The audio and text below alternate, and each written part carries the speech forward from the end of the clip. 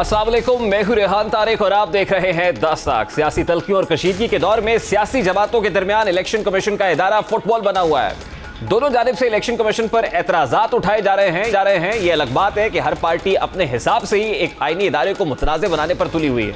इत्तेहादी हुकूमत foreign funding case या ममनुआ फंडिंग केस का फैसला जल्द सुनाने के लिए इलेक्शन कमीशन पर दबाव बढ़ा रही है, तो तहरीक इंसाफ सिरे से ही इलेक्शन कमीशन पर जानिबदार होने का इल्जाम लगाकर इदारे को मुतनाज़ बनाने की कोशिश कर रही है। दोनों जानिब से इदारे के बाहर एहतजाज और धरने की धमकियां दी जा रही हैं।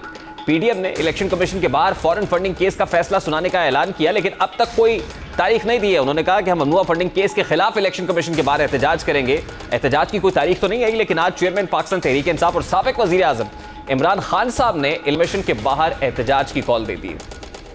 मैं इंशाअल्लाह मैं आप सबको, हमने एक पुरअमन जुमेरात को दोपहर को हमने इलेक्शन कमीशन के सामने प्रोटेस्ट करना है कि ये रिजाइन करें। जुमेरात के रोज chairman Tehreek Insaf election commission के बाहर एहतजाज का इरादा रखते हैं। Chairman PTI Imran Khan election commission पर जानिबदारी का इल्जाम लगा रहे हैं, लेकिन सियासी और सहाफती हलकों में ये खबरें ज़ेरे गर्दिश है कि इलेक्शन कमीशन पर दबाव बढ़ाने की असल वजह ममनुआ फंडिंग केस का फैसला है, जो रवां हफ्ते आने का इम्कान है। साबिक सेक्रेटरी इलेक्शन कमीशन कुंवर दिलशाद ने हमारी प्रोग्राम में बात करते हुए तौसीक की थी कि केस का फैसला अगस्त के पहले हफ्ते या 10 दिन में आ जाएगा। इतला देना भी चाहिए, खबर भी कह सकते हैं हम। इसके सारे तमाम पहलुओं पर गौर फोज करने के बाद इसकी नौकरी दुरुस्त की जा रही है, और ये मेरा अपना ख्याल तो नहीं कह सकता, बल्कि हमारी इतला है, बल्कि हमारी खबर है कि ये फैसला जो है ये अगस्त के पहले हफ्ते में इंशाअल्लाह जो है ये फैसला सुना दिया जाएगा। अब एक जानिब Tehreek Insaf foreign funding case के फैसले को लेकर इलेक्शन कमीशन पर दबाव बढ़ा रही है, तो दूसरी जानिब पीडीएम और इत्तेहादी हुकूमत इलेक्शन कमीशन पर 8 साल पुराने केस का फैसला सुनाने के लिए जोर दे रहे हैं। कमीशन ऑफ पाकिस्तान से मुतालबा किया गया है कि 8 साल से जेर इल्तिवा फॉरेन फंडिंग केस का फिलफौर फैसला सुनाया जाए। इलेक्शन कमीशन पुरअसरार खामोशी चादर ओढ़े हुए है। सोशल मीडिया फेक अकाउंट्स पर उनका पूरे प्रोपेगेंडे का दारोमदार है। ये जुर्म का मगरमच्छ है। इससे बड़ा मुजरिम पाकिस्तान की तारीख में शायद आपको मिलेगा ही नहीं। अब इसके गिरबान में हाथ पड़ेगा। अब भी ब्यूरोक्रेसी के अंदर वो अनासर मौजूद हैं जो हुकूमती फैसलों को नाकाम बनाने की कोशिशें कर रहे हैं और पुराने निज़ाम के तसलसल हैं। इन सब के लिए हमने कहा है कि इसका फौरन इलाज होना चाहिए। एक ही चीज महफूज है पाकिस्तान में, वो फॉरेन फंडिंग का फैसला है। ये 8 साल से इसमें ताखीर हो रही है, झूठ पर झूठ बोला जाता रहा। मैं फॉरेन फंडिंग केस का फैसला कौम के सामने जल्द अज जल्द लाने का मुतालबा करती हूँ। इलेक्शन कमीशन ऑफ पाकिस्तान से ये मुतालबा करती हूँ कि जो खुफिया अकाउंट्स इसने आज तक खुफिया रखे हुए वो कौम के सामने लाए जाएं। वो ECP चेयरमैन जिसको इसने खुद अपॉइंट किया, पहले उनकी दिन रात तारीफें हुआ करती थी, और आप ये देखें कि जब इसको किसी चीज का खौफ होता है क्योंकि इसने वो गुनाह किया होता है, तो ये उस इदारे के सरबराह को अटैक करता है। अगर फॉरेन फंडिंग केस का फैसला नहीं आता तो फिर तमाम जमातों की मशावरत के साथ हम ECP के सामने धरना देंगे। फॉरेन फंडिंग केस का फैसला एक जानिब और इमरान खान के नजरियात दूसरी जानिब है। फाइनेंशियल टाइम्स की रिपोर्ट में मनी लॉन्ड्रिंग से मुताल्लिक एक तहलका मचा हुआ है। इस रिपोर्ट में होशरुबा इंकशाफात सामने आए, लेकिन आरिफ नकवी के बारे में साबिक वजीर आजम के ख्यालात और हैं। उनकी मनी लॉन्ड्रिंग को जुर्म नहीं समझते, बल्कि उसे एक कामयाब बिजनेसमैन और उनको बदनाम करने और दबाने के मुतरादिफ समझते इस कॉन्स्पिरेसी को। निजी टीवी के शो में जब उनसे आरिफ नकवी से मुताल्लिक सवाल किया गया तो जवाब दिया, जरा वो भी आपके सामने रखें।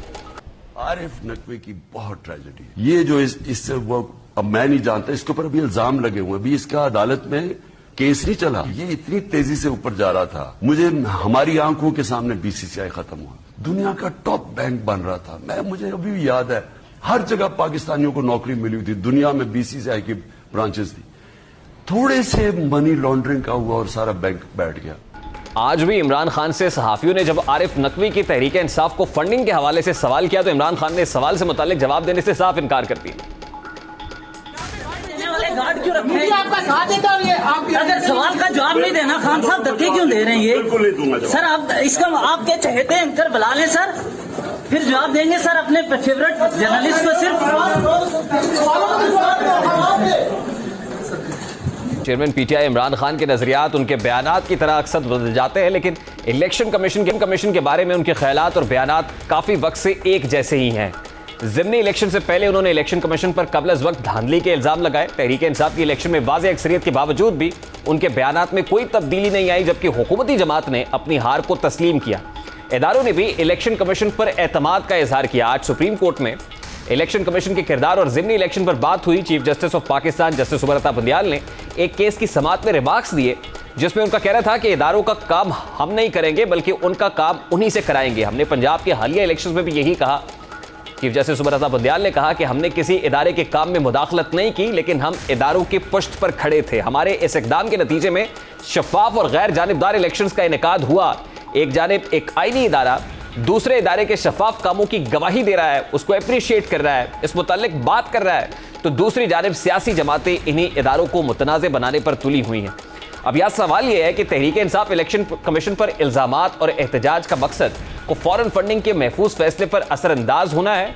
क्या एहतजाज और इल्ज़ामात से फैसला तब्दील हो पाएगा? दूसरी जानिब इत्तेहादी हुकूमत से भी सवाल तो बनता है कि उनकी तवज्जो भी सिर्फ फॉरेन फंडिंग केस के फैसले पर मरकूज है।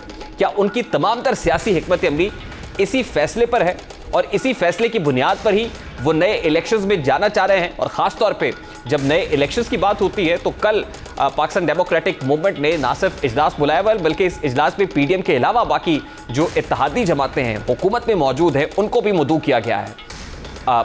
इसमें MQM भी है, इसमें बलूचिस्तान अवामी पार्टी भी है, इसमें पाकिस्तान पीपल्स पार्टी भी होगी। इन सब जमातों को बुलाकर ये फैसला किया जाएगा कि हुकूमत में रहना है या हुकूमत से बाहर आना है। अब जाहिर है अब इस वक्त इत्तेहादी हुकूमत भी सोच रही है कि अगर हुकूमत में रहा जाता है तो रहने का क्या फ़ायदा होगा, अगर हुकूमत से बाहर आ जाते हैं तो बाहर आके उनके पास नैरेटिव क्या होगा, क्या बयानिया होगा जो वो पब्लिक के सामने रखेंगे, वो पॉपुलर नैरेटिव कैसे डेवलप करेंगे। जिस वक्त शहबाज शरीफ साहब की मिस मैनेजमेंट, बैड गवर्नेंस और पुअर परफॉर्मेंस के चर्चे भी हैं, इकोनॉमिक मिस हैंडलिंग की बात भी हो रही है, और फिर खास तौर पे at this point in time जब deputy secretary of state US Wendy Sherman से बात करने के लिए खुद आर्मी चीफ को इंटरवीन करना पड़ रहा है। स्टॉल्ड हैं अभी तक IMF का पैकेज $1.2 बिलियन अभी देने हैं, नहीं आ रहे हैं। मुल्क को डिफॉल्ट के हवाले से कहा जा रहा है कि इस वक्त हम at the verge of default हैं। ऐसी सिचुएशन में ये हुकूमत अगर 5-6 महीने और भी रहती है तो 5-6 महीने गुजार लेने के बाद इनके पास क्या होगा। बहुत सारे केसेस की बात तो हुई पाकिस्तान तहरीक इंसाफ के अगेंस्ट, उसमें फरागोगी की करप्शन की बात हुई, एहसन जमील गुजर की बात हुई, तोशा खाना की बात हुई, लेकिन केसेस की सिर्फ बात हुई है। कोई ऐसा मुकदमा बनाया नहीं गया, प्रोसिक्यूशन नहीं हुई, सिर्फ ऐलानात की हद तक है, प्रेस कॉन्फ्रेंसेस की हद तक है। दूसरी तरफ इस वक्त अगर हुकूमत के पास कुछ है तो वो सिर्फ ममनुआ फंडिंग केस है या फॉरेन फंडिंग केस है, जिसका फैसला इलेक्शन कमीशन के पास है और इलेक्शन कमीशन पर दबाव डाला जा रहा है कि फौरी तौर पर इस फैसले को सुनाया जाए। अब इलेक्शन कमीशन अगर ये फैसला सुनाता है, जो इसका इख्तियार है कि ये ममनुआ फंडिंग केस है, इसमें सिर्फ हम जो फंडिंग आई हुई है इलीगल मीन से उसको सिर्फ जब्त कर सकते हैं, ले सकते हैं, तो फिर क्या होगा। ऑब्वियसली ऐसे बहुत सारे सवालात हैं, इन सवालात का जवाब लेने की कोशिश करेंगे। ब्रेक लेते हैं, ब्रेक के बाद आएंगे सीनियर सहाफ़ी तजियाकार साहब हमारे साथ मौजूद होंगे।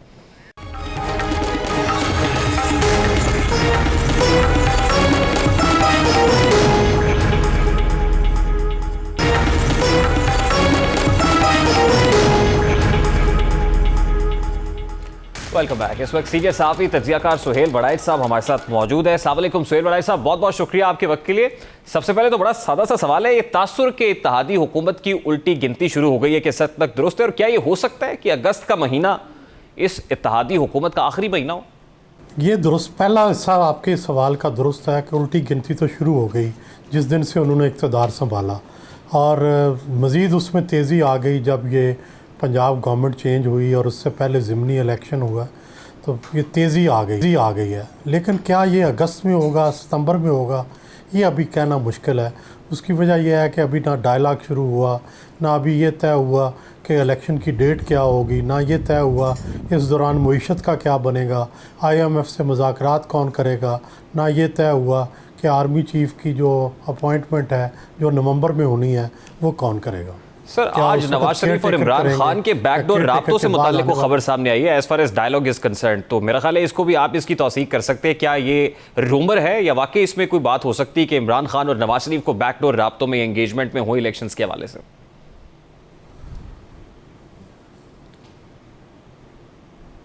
मेरा ख्याल है अगरचे अभी तो र्यूमर ही होगी, लेकिन ये जल्द ही हकीकत बनेगी। उसकी वजह यह है कि इसके सिवा चारा कार कोई नहीं है, क्योंकि इलेक्शन होने ही होने हैं और उसके लिए कंसेंसस ज़रूरी है, क्योंकि अगर इलेक्शन हो जाए और उसको कोई एक फ्रीक ना माने तो उस इलेक्शन का फ़ायदा नहीं है। इसलिए इलेक्शन ऐसा ही होना चाहिए जिसको सारे फ्रीक माने। अच्छा, अब जो अगस्त वाला मामला है, क्योंकि इमरान खान साहब ने वो बड़ी कोशिश कर रहे हैं तंजीम साजी की भी, और फिर पार्टी के कॉन्स्टिट्यूशन को भी देख रहे हैं, फिर पार्टी के लोगों को डायरेक्शंस भी दे रहे हैं कि 6 से 8 हफ्ते बड़े क्रूशल हैं, आप इलेक्शंस की तैयारी करें। उससे बज़ाहिर ये लगता है कि शायद अगस्त नहीं तो सितंबर के अंदर इंटरिम सेटअप की तरफ जाया जा सकता है।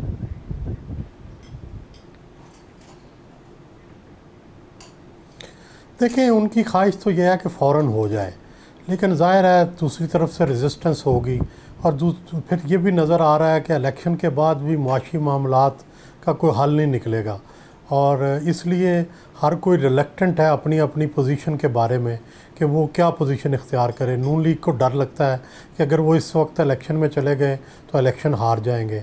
दूसरी तरफ एस्टेब्लिशमेंट जो है वो भी परेशान है कि अगर फिर इमरान खान दोबारा इक़्तिदार में आ गए और वही गवर्नेंस का स्टाइल रहा तो मईशत फिर स्लिप हो जाएगी। तो ये हर तरफ अभी मेरा ख्याल है कोई कंसेंसस डेवलप नहीं हुआ।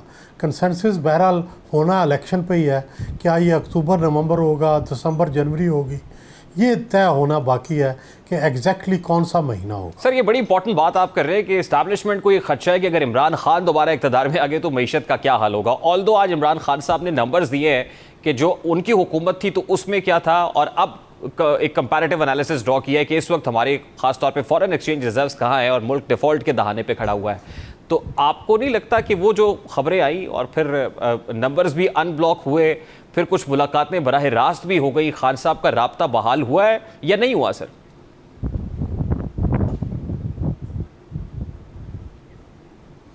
देखें, जो भी है, चाहे खान साहब जो भी कहें या मिफ्ता इस्माइल जो भी कहें, ये कलेक्टिव डाउनफॉल तो है। ये तो नहीं कि एक दिन से सारी इकॉनमी नीचे चली गई है, ये इसके पीछे सालों की मेहनत होगी तभी यहाँ इस जवाल का हम शिकार हुए हैं। और गिरते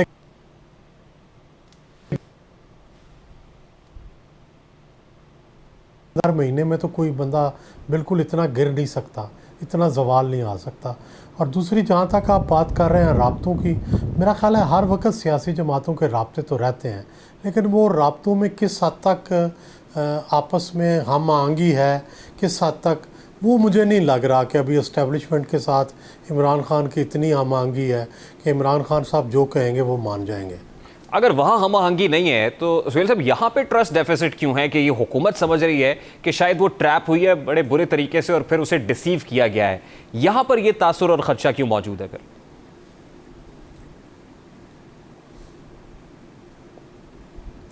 देखें, ये तो कोई भी नहीं कहता ना कि बाय इलेक्शन जो था ये किसने हरवाया। बाय इलेक्शन महंगाई ने हरवाया है। बाय इलेक्शन कोई फ़ौज ने आके या इस्टेब्लिशमेंट ने आके तो ना किसी को जितवाया ना हरवाया है। तो ये असल बात तो वहाँ से शुरू हुई।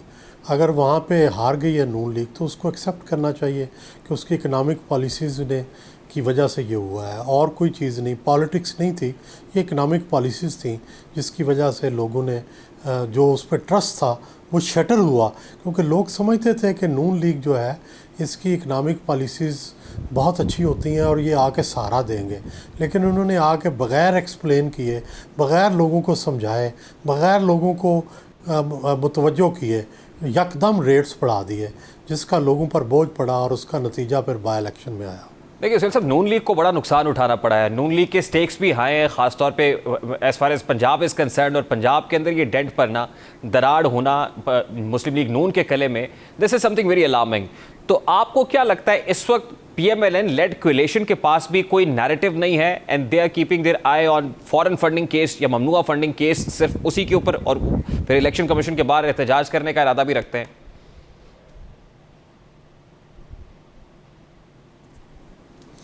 देखिए, नैरेटिव तो नवाज़ शरीफ ही आके बना सकते हैं। नवाज़ शरीफ अगर वापस आ जाएं तो मेरा ख्याल है कि वो अपनी पार्टी को खड़ा कर सकते हैं।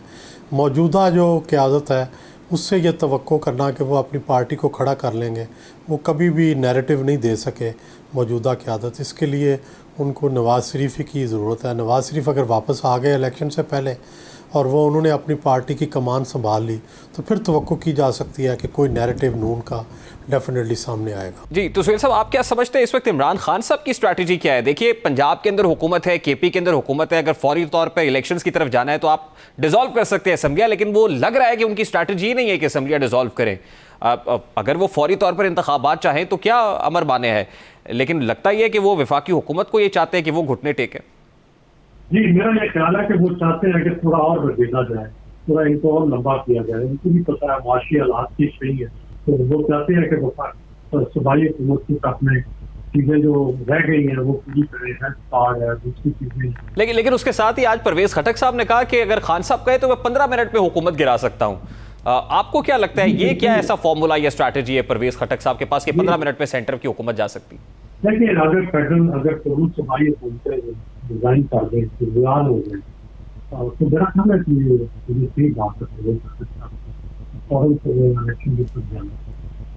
ठीक, अभी सर आप नवाज शरीफ साहब की वापसी से मुतालिक बात कर रहे थे, तो आपको लगता है कि मियां साहब जो हैं वो वापस आने के लिए तैयार हो जाएंगे, कीपिंग दीज सिचुएशंस, मतलब इन फोर फ्रंट के ये तमाम तरह सर्कमस्टांसेस के अंदर क्या हालात मुवाफिक हैं उनकी वापसी के लिए?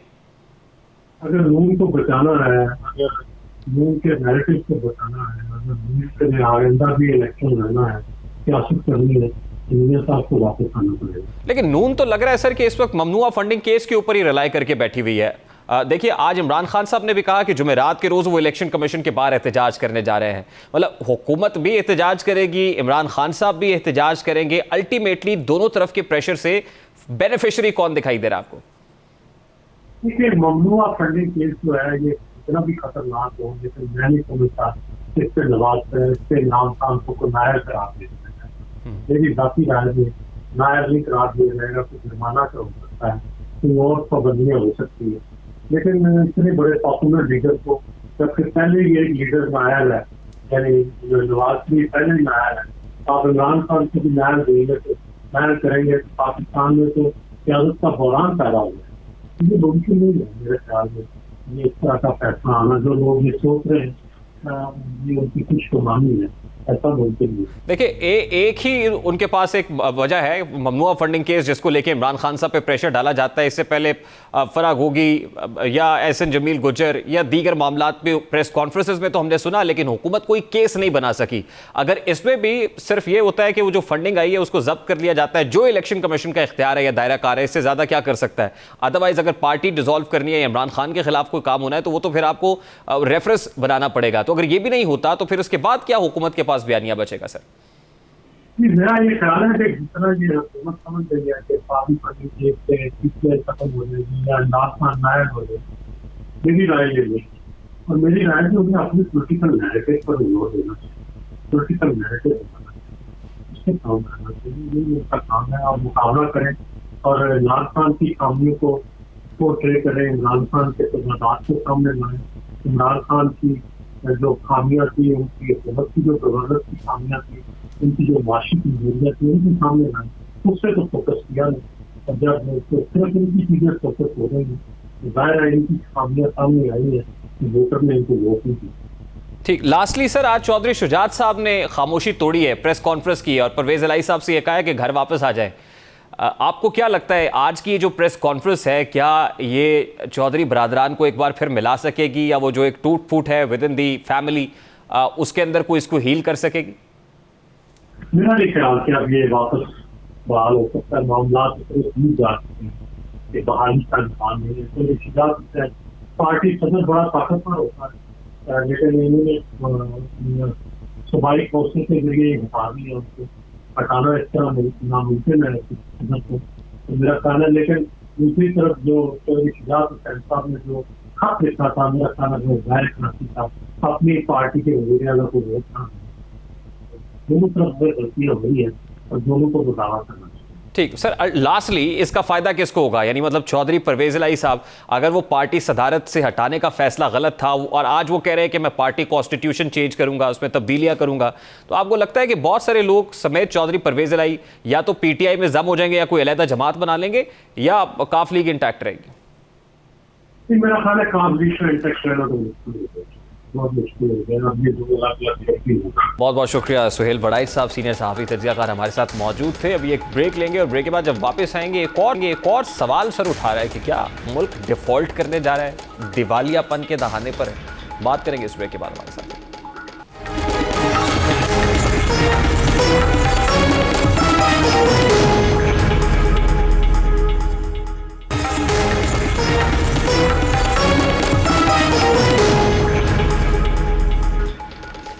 Welcome back. बिजली गैस के टैरिफ में इजाफा, पेट्रोलियम मसनूआत में सब्सिडी का खात्मा, भारी टैक्सेस के बाद सुपर टैक्स का निफाज, मईशत संभालने और सरमायाकारों का एतमाद बहाल करने के लिए शहबाज शरीफ हुकूमत की जानिब से की गई तमाम कोशिशें अब तक रायगा गई हैं।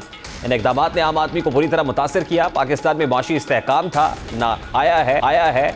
ऐसे में IMF से पैकेज के हुसूल से तमाम तर उम्मीदें बांधी गई, लेकिन IMF की जानिब से फंड्स के इजरा में ताखीर ने माली इदारों को झंझोड़ कर रख दिया है। रुपए की कदर तारीख की निचली सतह पर जा पहुंची, जबकि सियासी बहरान भी बढ़ रहा है। ऐसे में पाकिस्तान के अहम इदारे यानी पाकिस्तान स्टेट ऑयल को भी डिफॉल्ट के खतरे का सामना है। PSO को अगस्त 2022 के इब्तदाई 15 रोज में 260 रुपये की आलमी अदायगी करनी है, जबकि अगस्त के इब्तदाई 15 रोज के दौरान 157 अरब रुपए की वसूली मुतवक्के है। PSO की अदायगी और आमदन के दरमियान 100 अरब रुपए का फर्क है, जिससे इदारे को डिफॉल्ट का खतरा है। और PSO को मुश्किल सूरत हाल से निकालने और फिर आलमी तौर पर डिफॉल्ट से बचाने के लिए अब हुकूमत की जानिब से 30 अरब रुपए की ज़िमनी ग्रांट जारी करने की मंजूरी दी गई है, जबकि तेल और गैस की अदायगियों से मुताल्लिक आलमी दिवालियापन से बचने और आलमी मालियाती फंड यानी IMF के साथ स्टाफ लेवल मुआहदे को बरकरार रखने के लिए 100 अरब रुपए की इमरजेंसी फंडिंग का इंतजाम करने की कोशिशें की जा रही हैं। इन्हीं कोशिशों के दौरान हुकूमत की जानिब से एक बार फिर आवाम को ही कुर्बान करने की कोशिश है। इजाफी फंड्स के इंतजाम के लिए अब हुकूमत ने आवाम पर मजीद 30 अरब रुपए के इजाफी टैक्स आयद करने का फैसला किया है। पेट्रोलियम मसनूआत की कीमतों का तयन भी 15 रोज की बजाय हफ्तावार करने के लिए सलाह मशवरे जारी हैं। हुक्मरानों ने मईशत में तमाम खराबी को ठीक करने का एक ही है और वो IMF पैकेज है, लेकिन अब इतलात है कि IMF के बोर्ड का जो बोर्ड इजलास है वो अगस्त के तीसरे हफ्ते में होगा। पैकेज लेट होने पर मकामी करेंसी पर दबाव बढ़ रहा है, रुपया ऑलरेडी अंडर प्रेशर है। ये बहस जोर पकड़ रही है कि पाकिस्तान डिफॉल्ट का सामना कर सकता है। पाकिस्तान को बहरान से निकालने के लिए army chief general Qamar Javed Bajwa भी मुतहर्रिक हुए और उन्होंने अमरीकी डेप्यूटी सेक्रेटरी से फोन पर बातचीत की और उनसे IMF कर्ज प्रोग्राम का अमल तेज करने की दरखास्त की।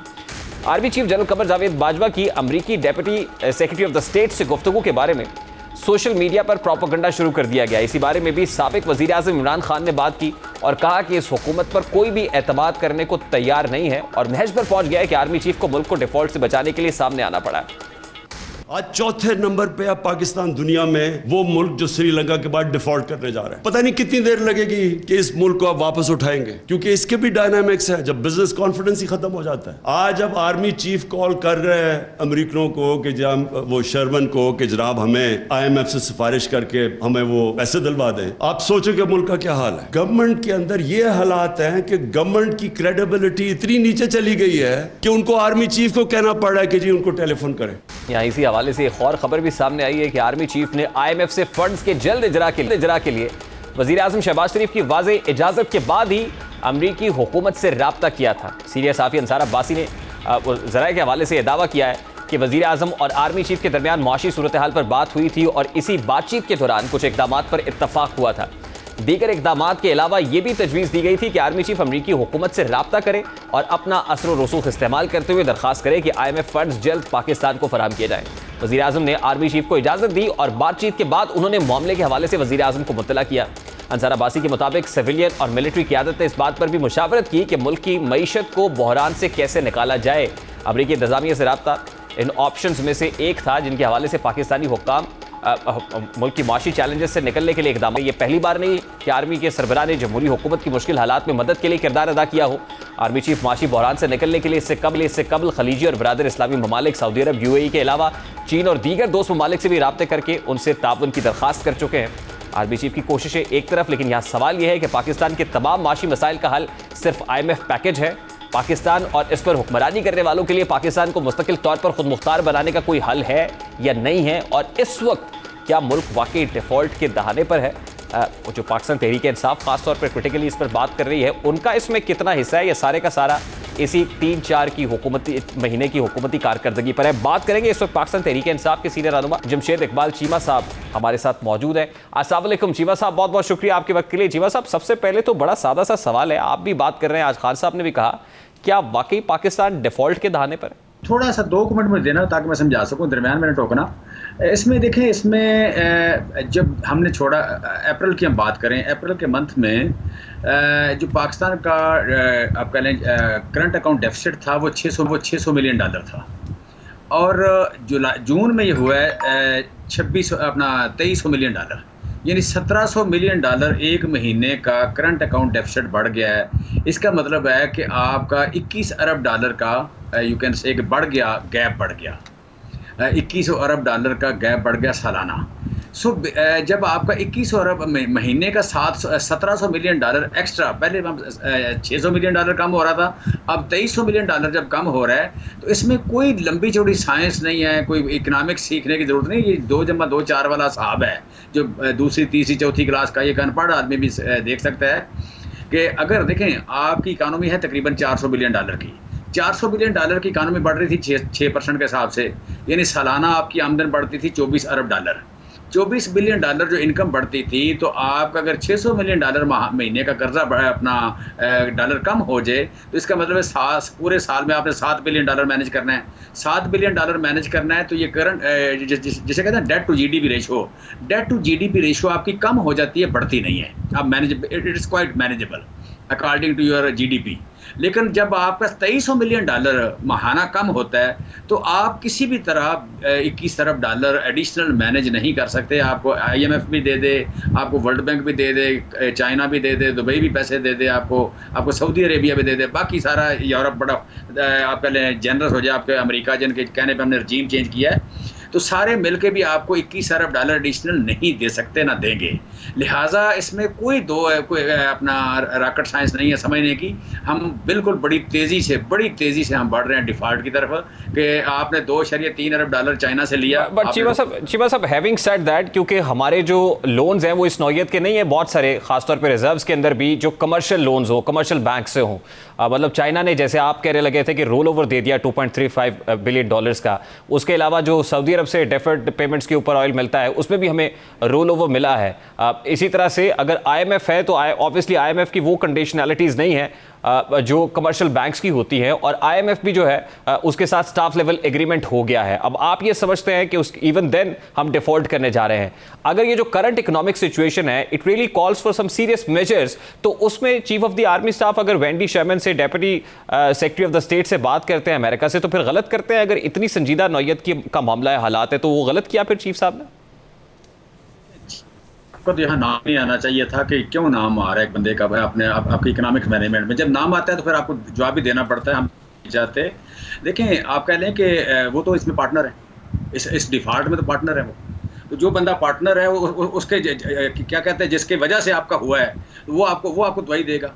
वो नहीं देगा, वो उससे दवाई नहीं मिलेगी आपको। उसको पता होता तो ऐसा ना होता, उसको अगर इस बात का पता होता तो ऐसा बिल्कुल। चलिए, मुझे फिर इजाजत दीजिए सर, मैं सवाल कर सकूं आपसे। आपकी नेशनल डेवलपमेंट काउंसिल का हिस्सा भी तो जनरल कमर जावेद बाजवा थे, NDC का हिस्सा आपने बनाया था। जिस वक्त आप चाइना गए थे, सऊदी अरेबिया गए थे, तो आपके साथ गए थे। फिर उसके अलावा आपके मिसाली ताल्लुकात थे, आप हाइब्रिड रजीम थे, मॉडस ऑफ ऑपरेंडी जो आपका था, उसके अंदर तो ये बड़ा इसी तरह से सूट कर रहा था और ऐसे ही चल रहा था। मैं कह रहा हूँ कि देखें, मैं ये नहीं कह रहा कि हमारा कोई आइडियल दौर था। मैं कह रहा हूँ कि यहाँ पे ये जो एस्टेब्लिशमेंट की इन्वॉल्वमेंट है गवर्नेंस में, वो बहुत ज़्यादा है।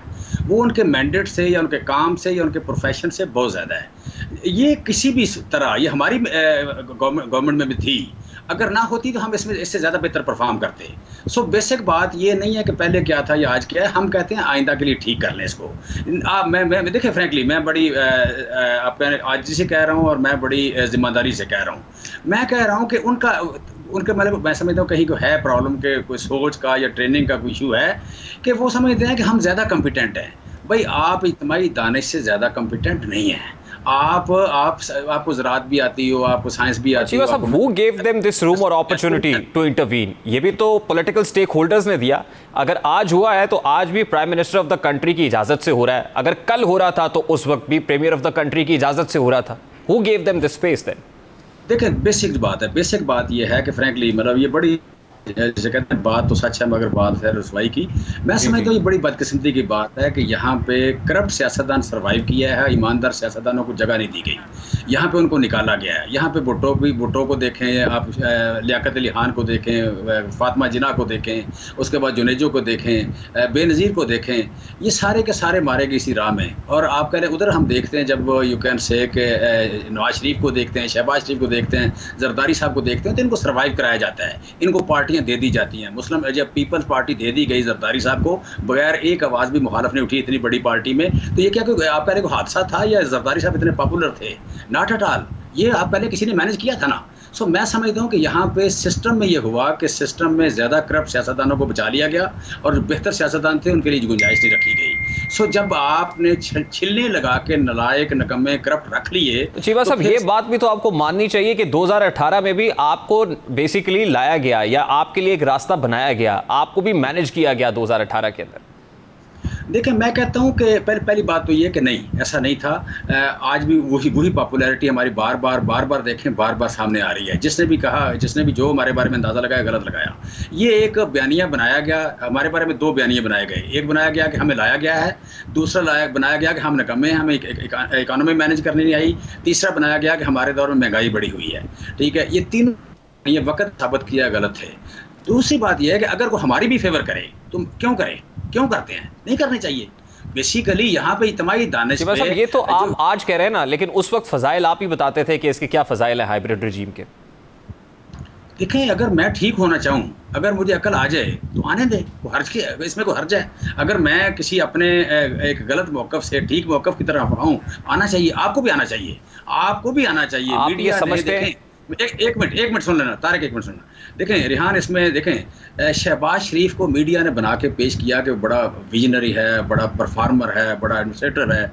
आपने देखे पूरी कौम को मिसगाइड किया कि वो बंदा 3 महीनों में इस तरह एक्सपोज हुआ कि जिस तरह आप कह लें कि होना चाहिए बेसिकली। तो इतना निकम्मा पाकिस्तान की, वो तो कहते हैं कि लैंडमाइंस तो आप लगा के गए, शहबाज शरीफ क्या करता? मतलब अगर ये सारी की सारी ये बैंकरप्सी होती है, डिफॉल्ट होता है, ये 3-4 महीने की परफॉर्मेंस पे डाल देंगे शहबाज शरीफ के 3-4 महीने की वजह से हम डिफॉल्ट हो रहे हैं, या माजी में जो कुछ होता रहा है उसकी वजह से हो रहा है? अभी दूसरी बात अगर देखें तो देखें ये जो बात कमर जावेद बाजवा साहब कर रहे हैं कि वो जा रहे हैं अमेरिका, इस बात की तारीफ नहीं की जा सकती। लेकिन बहुत सारे लोग इस बात की तारीफ कर रहे हैं कि जो वो देखें वो उनको मैनेज करना पड़ रहा है, ऐसे जैसे मतलब सेवियर वही है कौम के, भाई उनका जो काम है वो करें। देखिए आप ही तो कहते हैं कि अगर मुल्क डिफॉल्ट होगा तो फिर उसके न्यूक्लियर एसेट्स के ऊपर जो है वो एक नजरें आएंगी लोगों की। तो हमारी सॉवरेनिटी का इशू है, जब नेशनल सॉवरेनिटी का प्रॉब्लम हो तो वहां पर तो इंटरवीन कर सकते हैं ना। सॉवरेनिटी जो है वो कंप्रोमाइज़ करने वाले आप कह रहे हैं यही लोग हैं। ये इस बात में कंप्रोमाइज़ हो गई है, कंप्रोमाइज़ हो गई। जब आपके पास पैसे नहीं रहे, आपकी इंडस्ट्री बैठ गई, आप इंपोर्ट नहीं कर सकते, आप एनर्जी मैनेज नहीं कर सकते, ठीक है, आप textile responsible for this sir, ये सारी रिस्पॉन्सिबिलिटी आप 3-4 महीने पर डाल देंगे। मैं देखें फ्रैंकली मैं आपको बताऊं, आप ना किसी जगह कोई दफ्तर आप 10 दिन के लिए बंद कर ले, 10 दिन के बाद जाएंगे वहाँ उल्ली लगी होगी, जाले पड़े होंगे और आधे एसी खराब होंगे, वहाँ पे फर्श खराब हो चुका होगा। आप बार बात कर रहे 4 महीनों की, भाई 4 महीने में $1.2 बिलियन की आपकी डेली इकानमी है, आपकी $1.2 बिलियन की डेली इकानमी है, 22.5 करोड़ लोग हैं। अगर परफॉर्म नहीं करेंगे, अगर फैसले गलत करेंगे, अगर करप्शन बढ़ जाएगी, अगर आपकी पॉलिसी गलत हो जाएगी, आपको 3 दिन में रिजल्ट आ जाएगा, आप 4 महीने की बात कर रहे हैं। मेरे भाई क्या बात कर रहे हैं? अगर $1.2 बिलियन मिल जाता है IMF से, तो आपको लगता है कि ये डिफॉल्ट का खतरा बचाया जा सकता है? सर क्विकली ये बता दीजिएगा। मैं कह रहा हूँ नहीं, आपकी तो इकोनॉमी एक दिन की 1.2 बिलियन की है, आपको ये 1.2 बिलियन नहीं बचाता। बेसिक बात है कि आपको एक्सपोर्ट बढ़ानी पड़ेगी, आपको फॉरेन रेमिटर से लानी पड़ेगी, आपको आप पहले इन्वेस्टमेंट लानी पड़ेगी, लेकिन वो बिजली बंद करके नहीं आती, वो लोड शेडिंग करके नहीं आती, वो बिजली 62 रुपये का यूनिट बेच के कमर्शियल वो नहीं आती।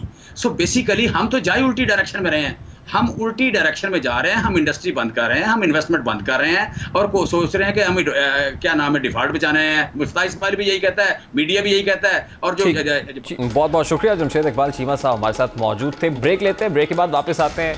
वज़ीर आज़म पाकिस्तान इस वक्त बलूचिस्तान के ज़लज़ला ज़दगान के माबैन मौजूद हैं, जो सैलाब ज़दगान की इस वक्त क्या कंडीशन है, वो किस हाल में है, खबर लेंगे इस ब्रेक के बाद। हमारे साथ लेंगे।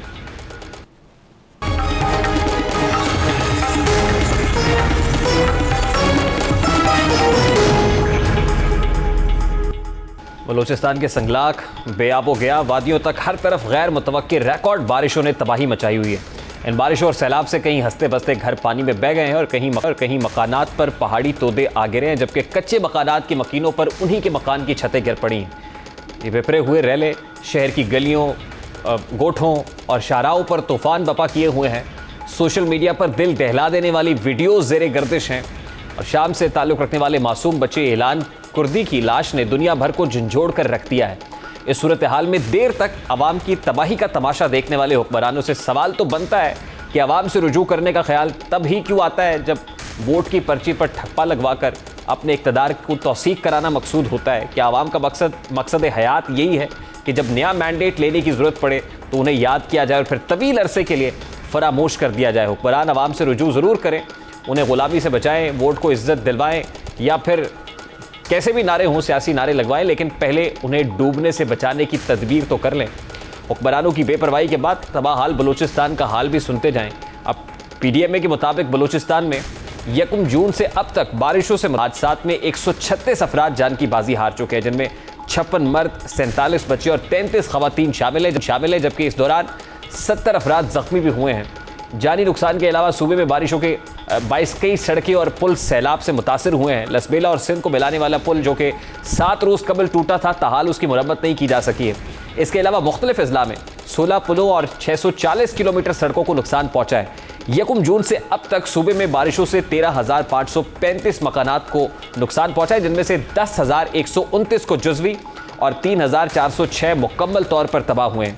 PDMA के मुताबिक बारिशों और सैलाबी रैलों में बहकर 23,013 मवेशी हलाक हुए हैं। सैलाबी रैलों से 8 डैम्स और कई हिफाजती बंद मुतासर हुए, जबकि बारिशों से 1,98,000 एकड़ पर काश्त फसलों को भी नुकसान पहुंचा है। बलूचिस्तान को सिंध से मिलाने वाली जो RCT शाहराह रैले से मुतासर हुई है, लसबेला में बरसाती नालों पर कायम 3 ब्रिज बह जाने से वसी इलाका ज़ेरे आब आया है और लोग अपनी मदद आप के तहत नकल मकानी करने पर मजबूर हैं। इस वक्त वज़ीर आज़म शहबाज शरीफ सैलाब मुतासरीन के दरमियान हैं और उनसे जो है उनका हाल पूछ रहे हैं, उनके सरों पर दस्ते शफ़क़त भी रख रहे हैं, वो मौजूद हैं। एटलीस्ट ये काबिल सताइश अमर है कि बिलाखिर वज़ीर आज़म इस वक्त सैलाब ज़दगान के माबैन मौजूद हैं, उनका हाल पूछ रहे हैं, दाद रसी भी हो रही है। वो क्या कहते हैं ज़रा वो भी आपके सामने रखते हैं। बात ये किसी कैंप में मुझे इस बात की तौसीक नहीं हो सकी कि उनको यहाँ पर खाना मिला है, बल्कि उन्होंने वाज़े अल्फाज में कहा कि हमें खाना नहीं मिला।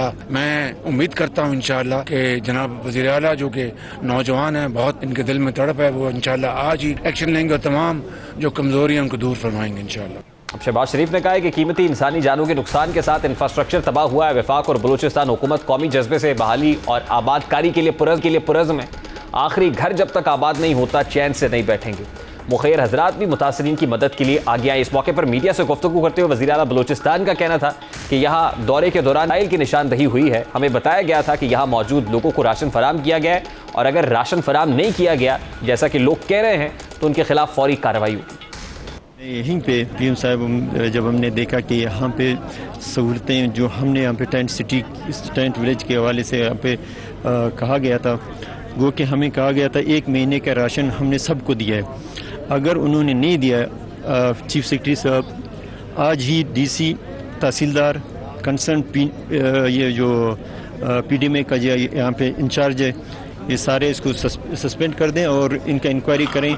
अब हुक्मरान बिलाखिर वहाँ पर मौजूद हैं। Chief minister of the province भी हैं, prime minister of the country भी हैं। यकीनन लोगों के लिए इत्मीनान की घड़ी तो है, लेकिन जो नुकसान हो चुका है इस नुकसान का अजाला कैसे मुमकिन है? फिर अगर सैलाब आता है तो इसकी पहले से प्रिएम्प्टिव मेजर क्यों नहीं होता, प्रिपेयर्डनेस क्यों नहीं होती, NDMA इस हवाले से तैयारी क्यों नहीं करता और फिर सब कुछ लौटा देने के बाद ये ख्याल क्यों आता है? लोग हाल तो कर रहे हैं, प्राइम मिनिस्टर को घेरे हुए ऐसे बहुत सारे मनाजिर वहाँ से आ रहे हैं कि जिसमें वो पूछना चाह रहे हैं कि तू इधर उधर की ना बात कर, ये बता कि काफिला क्यों लुटा। मुझे राहजनों से गिला नहीं, तेरी राहबरी का सवाल है। प्रोग्राम का वक्त अपने इख्तिताम को पहुंचे। आपसे मुलाकात होगी इंशाल्लाह कल। अपना रखिए ख्याल। अल्लाह हाफ़िज़।